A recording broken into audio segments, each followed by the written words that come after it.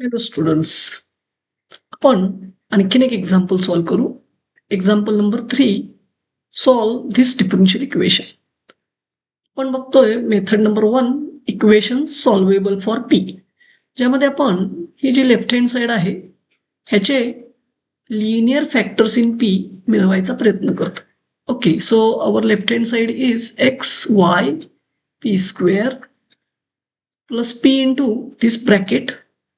So using distributive law means आपण दोन terms आहेत 3x² मायनस 2y² ह्याला जर पी न मल्टिप्लाय करणार असू तर पी न आपण दोघांनाही मल्टिप्लाय करतो.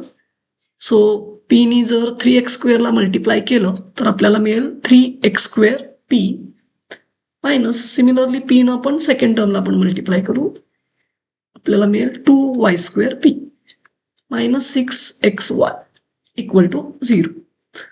आता फर्स्ट टू टर्म्स कंबाईन करू आणि सेकंड टू टर्म्स. फर्स्ट दोन टर्म मध्ये आपल्याला कॉमन घ्यायचं आहे. त्यामध्ये आपण मग काय करतोय, जे सेम व्हेरिएबल दोन्ही टर्म मध्ये दिसतील जसं की एक्स आणि इथे x², एक्स फॅक्टर प्रेझेंट आहे, तर आपण त्या दोघांपैकी जी स्मॉल पॉवर असेल एक्सची ती कॉमन म्हणून घेतोय. x⁻1 आणि x², x⁻1 x⁻2 smaller power is x⁻1. त्यामुळे x⁻1 म्हणजेच x आपल्याला कॉमन घेता येईल. तसंच p² आणि p पैकी आपल्याला स्मॉलर पॉवर इज p, म्हणजे आपल्याला xp कॉमन घ्यावा लागेल. आणि xp कॉमन घेतल्यानंतर ब्रॅकेटमध्ये जे राहणार आहे त्यासाठी आपण काय करतोय, हा कॉमन म्हणजे factor, so remaining part means quotient. तर आपण ज्या टर्म्समधून एक्सपी कॉमन घेतला ह्या पहिल्या दोन्ही टर्मला एक्सपीनी 1/1 डिव्हाइड करणार. सो फर्स्ट टर्म xy_p² ला मी कॉमन एक्सपी जो घेतलेला आहे त्यानं जर डिव्हाइड केलं तर एक्स कॅन्सल होईल. p² म्हणजे 2 वेळा p आहे, त्यापैकी एक p कॅन्सल होईल, एक शिल्लक राहील. म्हणजे टोटली आपल्याकडे y आणि p एवढाच फॅक्टर किंवा कोशंट शिल्लक राहील. सो फर्स्ट टर्म मध्ये शिल्लक राहिला yp प्लस. तसं सिमिलरली सेकंड जो आहे 3x² p त्याला सुद्धा आपण कॉमन xp न डिव्हाइड करणार. अगेन एक x कॅन्सल होईल, एक शिल्लक राहील, हा p कॅन्सल होईल, म्हणजे आपल्याकडे शिल्लक राहील 3x. So I will gate plus 3x, जे की इथं आपण लिहिलेलं आहे. तसंच थर्ड आणि फोर्थ टर्म मधून आपण कॉमन घेणार. 2 आणि 6 नंबर मधून कॉमन म्हणजे असा नंबर जो दोघांनाही डिव्हाइड करेल मोठ्यात मोठा, म्हणजे 2 आणि 6चा GCD, आणि 2 आणि 6चा GCD आहे 2, हे 2 कॉमन निघेल. नेक्स्ट y² आणि y दोन्हीमध्ये प्रेझेंट आहे y, पण त्याची मिनिमम पॉवर आहे y. p फर्स्ट मध्ये आहे पण सेकंड मध्ये नाही आहे, आणि तसं x सेकंड मध्ये आहे पण फर्स्ट मध्ये नाही आहे, त्यामुळे एवढंच कॉमन मिळेल. मी काय करू, त्याचबरोबर निगेटिव्ह साईन सुद्धा कॉमन घेऊ, आणि पुन्हा एकदा जे आपण कॉमन घेतोय त्यानं दोन्ही टर्मला 1/1 डिव्हाइड करायचं. So first is 2y² p, आणि मी कॉमन घेतलेला आहे -2y. सो हा -2 कॅन्सल, y² पैकी एक y कट होईल आणि शिल्लक राहील परत yp. आणि सेकंड टर्म आहे -6xy, आणि आपण कॉमन घेतलाय -2y. Again minus cut means -1 cancel, 2 3 जा 6, हा y पण कॅन्सल होईल, म्हणजे राहिलं शिल्लक 3 आणि x, ते पण निगेटिव्ह कॅन्सल झाल्यामुळे positive, minus minus plus 3x. Okay, so ते मी इथे लिहिलेलं आहे, -2y कॉमन आणि ब्रॅकेटमध्ये राहील yp प्लस 3x. ओके, आता ह्या दोन्ही टर्म्समध्ये पुन्हा एकदा आपल्याला हा ब्रॅकेट सेम ब्रॅकेट कॉमन दिसतं. हा पूर्ण एक सिंगल फॅक्टर म्हणून yp plus 3x again common, so common. So दोघांना पण आपण yp प्लस 3x न जर डिव्हाइड केलं तर हा कट होऊन जाईल, आणि पहिल्या टर्म मध्ये आपल्याकडे शिल्लक राहील xp. तसं सेकंड टर्मला yp प्लस x कट करून टाकला कॉमन घेतल्यामुळं, कॅन्सल डिव्हाइड केलं तर आपल्याकडे शिल्लक राहील -2y. This is -2y. Okay, so आपल्याकडं मिळेल ब्रॅकेट जो की कॉमन घेतलाय आपण yp plus 3x yp plus 3x common आणि ब्रॅकेटमध्ये xp minus 2y. Okay, so अशा पद्धतीने आपल्याला p चे लिनियर फॅक्टर्स मिळाले. p⁻1 आहे दोन्ही ठिकाणी. So they are linear factors in p. So जे आपलं फॅक्टरायझेशनचा पार्ट होता तो इथं कम्प्लीट झाला. आता याच्यानंतर आपण काय करतोय, प्रत्येक फॅक्टर इक्वल टू 0 आणि तो प्रत्येक फॅक्टर आपण एक डिफरन्शियल इक्वेशन आहे त्यामध्ये सॉल्व्ह करतोय. सो माझा फर्स्ट फॅक्टर आहे yp plus 3x equal to 0, ज्या ठिकाणी p means dy by dx. Again we try for variable separable form. त्याकरता मी काय करतो, हा 3x राईट हँड साईडला ट्रान्सफर करतो. It will become minus 3x. तुम्हाला इझिली व्हेरिएबल सेपरेट करता येते. तर आपल्याला काय करायचं आहे, जी x मधला फंक्शन आहे तिकडे हा dx ट्रान्सफर करायचा आहे. ओके, सो तो डिनॉमिनेटरला आहे त्यामुळं न्यूमरेटरला जाईल म्हणजे मल्टिप्लाय होईल. मायनस 3x ला dx मल्टिप्लाय आणि जे लेफ्ट हँड साईडला y dy होतं ते तसंच राहील. आणि परत एकदा मी काय करतो सोयीसाठी, किंवा नाही केलं तरी चालेल, हा मायनस 3x पुन्हा लेफ्ट हँड साईडला ट्रान्सफर करून घेतो. Not compulsory. So right hand side will become 0. So I got this y plus 3x dx equal to 0.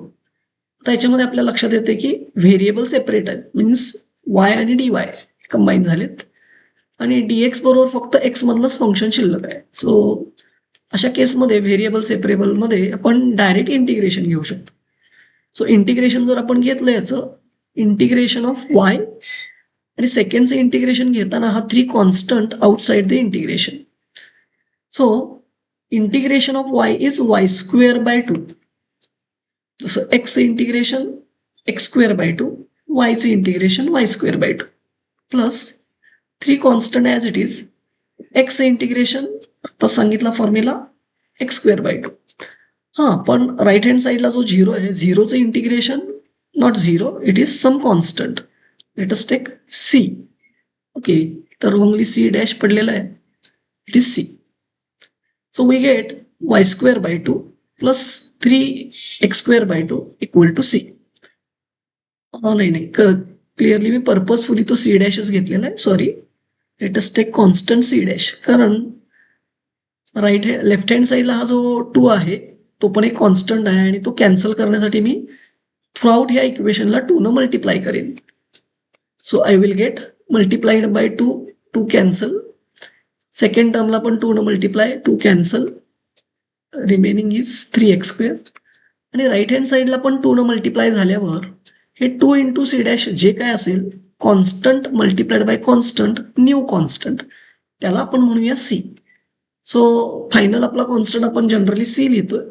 म्हणून जर काही त्याच्यामध्ये चेंज होणार असतील, 2 न मल्टिप्लाय, लॉग घेतलाय किंवा अँटी लॉग घेतलाय, तर आपण सुरुवातीला घेताना c डॅश घेऊ, जेणेकरून शेवटी आपल्याला परत होतं तसं c लिहिता येईल. आणि फायनली आपण काय करत असतो, फंक्शन ऑफ xy म्हणजे हे y² प्लस 3x² आणि हा c कॉन्स्टंट तिकडं ट्रान्सफर करून घेतोय minus c equal to 0. So I got this y² plus 3x² minus c. की मी टर्म फक्त रिअरेंज केलेले आहेत. फर्स्ट x ची टर्म लिहिलेली आहे, नंतर y ची. आणि अशा पद्धतीनं आपल्याला फर्स्ट जे डिफरन्शियल इक्वेशन तयार झालं होतं, जे की आपण म्हणतो फर्स्ट फॅक्टर, त्याचं सोल्युशन मिळालं. तर आपण सेकंड फॅक्टरचं सोल्युशन मिळवू. Second factor is xp minus 2y equal to 0. Okay, ते सॉल्व्ह करण्यासाठी हे आधी मी रिमूव्ह करतो. So my second factor is xp minus 2y is equal to 0. xp minus 2y equal to 0. Again, p means dy by dx. आणि हा minus 2y आपण काय करूया, RHS ला ट्रान्सफर करू, it will become plus 2y, simply 2y. म्हणजे variable separable आपल्याला form मध्ये कन्वर्ट करता येईल. त्यासाठी मला काय करावं लागेल, dy बरोबर ह्या y च्या टर्म्स आणाव्या लागतील. ओके, सो मी ह्या 2y पैकी फक्त जो y आहे तो राईट हँड साईडला घेतो, ट्रान्सफर करतो. Multiplied by y left hand साईडला घेतल्यानंतर डिव्हायडेड बाय y, आणि हा 2 तसाच राहील राईट हँड साईडला. आणि आता ह्या एक्सच्या आणि डीएक्सच्या टर्म ज्या आहेत त्या आपण RHSला ट्रान्सफर करू. हा मल्टिप्लाय झालेला एक्स जो आहे तो डिव्हाइड होईल 1/x किंवा 2/x लिहू शकता, आणि डिनॉमिनेटरचा dx तो मल्टिप्लाय होईल dx. So I will get dy is equal to 2/x dx. आणि मग मी सोयीसाठी म्हणून, नॉट कंपल्सरी, हा 2/x जो ऍड झालेला आहे पॉझिटिव्ह आहे तो लेफ्टला ट्रान्सफर करतो. It will become -2/x is equal to 0. Now it is variable separable form and you can integrate. Okay, so previous example मध्ये आपण डिस्कस केल्याप्रमाणे आपण dy रीड करत नाही. इंटिग्रेशन ऑफ 1/y आणि integration of 1/y is log y minus again हा 2 constant. Integration मध्ये जर कॉन्स्टंट आला along with some function, take the constant outside that integration. So हा 2 कट, 2 आपण इंटिग्रेशनच्या बाहेर घेतला, काही नाही म्हणजे न्यूमरेटरला आहे 1. अगेन इंटिग्रेशन ऑफ 1/x, आत्ताच आपण फॉर्म्युला डिस्कस केला. 1/y चे इंटिग्रेशन log y, फक्त y च्या ऐवजी x. 1/x integration log x. आता लेफ्ट हँड साईडला सगळ्याच टर्म लॉग मध्ये येत आहेत, म्हणून कॉन्स्टंट पण आपण घेताना नुसतं c नाही घेणार किंवा c डॅश घेणार नाही, आपण घेणार log c, जेणेकरून मग हे सगळे लॉग आपल्याला आधी एकत्र करून लेफ्ट हँड साईडचे राईट हँड साईडच्या लॉग बरोबर कॅन्सल करता येतील, म्हणजे आपल्याला अँटी लॉग घेता येईल. त्यासाठी मी अगोदर लेफ्ट हँड साईडचे सगळे लॉग एकत्र करायचा प्रयत्न करतो.